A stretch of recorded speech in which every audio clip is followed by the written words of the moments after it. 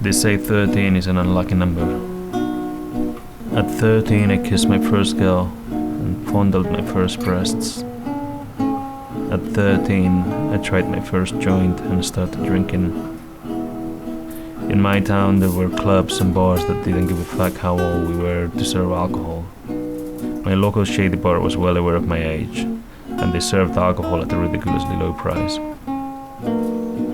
They had a guy standing on the door with a whistle, and the rules were that if you heard the whistle, you'd give the drinks to the bar and they would hide them from the police.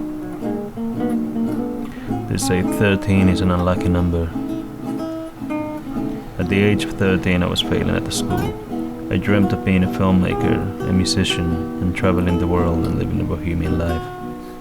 At the age of 13 I jumped into a 5-meter deep swimming pool from a high diving board. I tried to sink all the way to the bottom and then rush back up to get some air. As I hit the surface, a schoolmate had already jumped from the diving board himself and was in the air as I surfaced to a full collision with my head. His elbow landed on my face, knee to the balls, blood everywhere.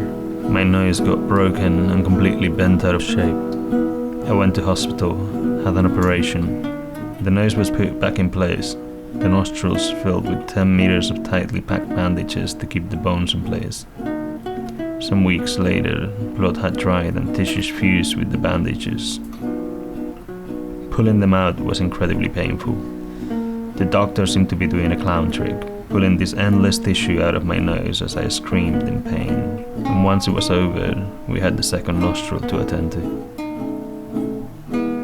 At the age of 13, I was in a nightclub on a Saturday evening when an 18-year-old boxer dragged me out, punched me in the nose, possibly breaking it again.